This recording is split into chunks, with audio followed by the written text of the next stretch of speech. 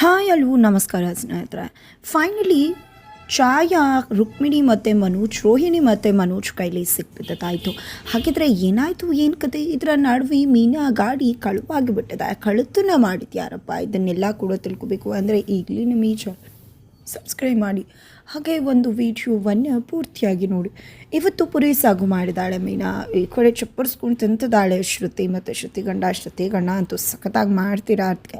ಇಂಥ ಒಂದು ಪುರಿ ಸಾಗುನ ನಾನು ಎಲ್ಲೂ ತಿಂದೇ ಇಲ್ಲ ಅಂತ. ನಿನ್ನ ಬದಲು ಏನಾದರೂ ಮೀನಾ ಶೆಫ್ ಆಗಿದ್ರೆ ಇಷ್ಟೊತ್ತಿಗಾಗಲೇ ತುಂಬ ಫ್ರಾಂಚೈಸಿಗಳು ಇಟ್ಕೋಬೇಕಿತ್ತು. ಎಷ್ಟು ಚಂದ ಅಡುಗೆ ಮಾಡ್ತಾಳೆ. ಫುಡ್ ಬಿಸ್ನೆಸ್ ಕೂಡ ಪ್ರಾರಂಭಿಸ್ಬೋದು ಅಂತಿದ್ರೆ ಹೌದೌದು. ಈಗ ಗಾಡಿಗೆ ತೊಗೊಂಡೋಗಿ ಹೂ ಕೊಡ್ತಿದ್ದಾಳೆ, ನೆಕ್ಸ್ಟ್ ಫುಡ್ ಕೊಟ್ಬಿಟ್ಟು ಬರ್ತಾಳೆ ಅಂದಾಗ ಆದರೆ ನೀನಿದೆ ತಪ್ಪು ಅತ್ತೆ ಅಂತ ಶ್ರುತಿ ಮಾತನಾಡ್ತಿರ್ತಾರೆ. ಜೊತೆಗೆ ಇದರ ನಡುವೆ ರೋಹಿಣಿ ಮತ್ತು ಮನೋಜ್ ಬರ್ತಾರೆ. ಇವತ್ತು ಕೂಡ ಪುರಿ ಸಾಗುನ ಬೇಡ ಅಂತ ಹೇಳಿದೆ ಅಲ್ವಾ, ಇದೆಲ್ಲ ಆರೋಗ್ಯಕ್ಕೆ ಒಳ್ಳೆಯದಲ್ಲ, ಆದರೂ ಕೂಡ ಇದನ್ನೇ ಮಾಡ್ತಿರಲ್ಲ ನೀವು ಅಂತ ಹೇಳ್ತಿದ್ರೆ ಅಷ್ಟರಲ್ಲಿ ಸೂರ್ಯ ಬರ್ತಾರೆ. ಸೂರ್ಯ ಬಂದಿದ್ದೆ ಈ ಕಡೆ ಇವೆಲ್ಲ ಸೂರ್ಯಂಗೆ ಸರಿ, ನಿನಗೂ ನಿನ್ನ ಗಂಡಂಗೂ ಹಾಗೆ ಹೀಗೆ ಅಂತ ಮಾತನಾಡ್ತಾರೆ.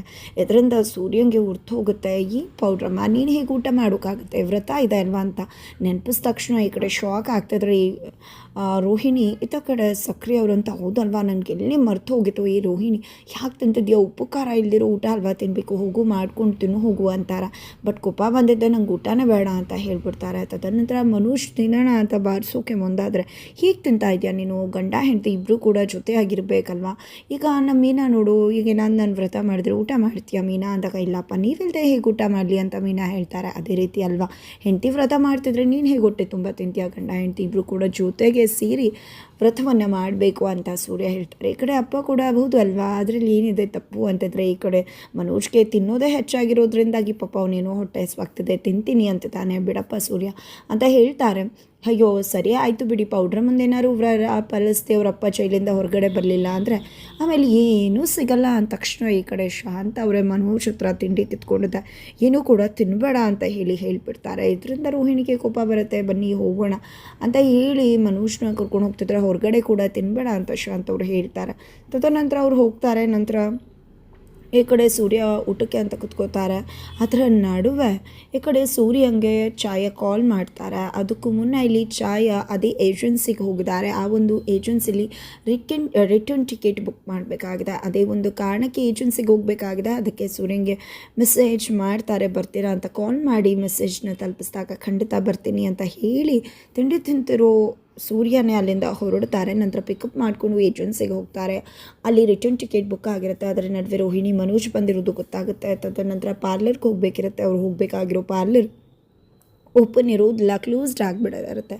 ಅದೇ ಕಾರಣಕ್ಕೋಸ್ಕರನೇ ಇಲ್ಲಿ ಸೂರ್ಯ ನಮ್ಗೆ ಗೊತ್ತಿರೋರೊಬ್ಬರು ಪಾರ್ಲರ್ ಇದೆ, ಅಲ್ಲಿ ಕರ್ಕೊಂಡು ಹೋಗ್ಲಾ ಅಂದಾಗ ಸರಿ ಆಯಿತು ಅಂತ ಹೇಳ್ತಾರೆ. ಈ ಕಡೆ ಪೌಡ್ರ್ ಮಂಗೆ ಒಳ್ಳೆ ಬಿಸ್ನೆಸ್ ಅಂತ ಹೇಳ್ತಿದ್ದಾರೆ ಸೂರ್ಯ. ಇವತ್ತು ನಾನು ಕನ್ನಡಕ್ಕೆ ವಾಪಸ್ ಹೋಗ್ತಿದ್ದೀನಿ ಅಂತ ಕೂಡ ಹೇಳ್ತಾರೆ. ಇದರ ನಡುವೆ ಛಾಯಾನ ಕರ್ಕೊಂಡು ರೋಹಿಣಿ ಪಾರ್ಲರ್ಗೆ ಬರ್ತಾರೆ. ರೋಹಿಣಿ ಪಾರ್ಲರ್ಗೆ ಹೋಗ್ತಿದ್ದಾಗೆ ಇಲ್ಲಿ ರೋಹಿಣಿನ ನೋಡಿದ್ದೆ ಶಾಕ್ ಆಗ್ತಾರೆ. ಛಾಯಾನ ನೋಡಿದ್ದೆ ರೋಹಿಣಿ ಶಾಕ್ ಆಗ್ತಾರೆ. ತಕ್ಷಣ ಹೋಗಿ ತನ್ನ ಗಂಡನಿಗೆ ಇನ್ಫಾರ್ಮ್ ಮಾಡ್ತಾರೆ.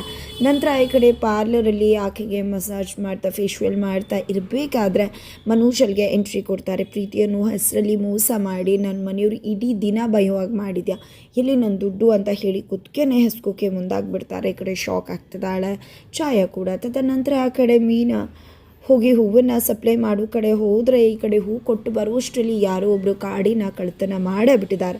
ಈ ಕಡೆ ಹುಡುಕಾಡ್ತಿದ್ದಾಳೆ ಮೀನಾ ತನ್ನ ಗಾಡಿನ. ಆಗಿದ್ರೆ ಮುಂದೇನಾಗುತ್ತೆ ಮುಂದೆ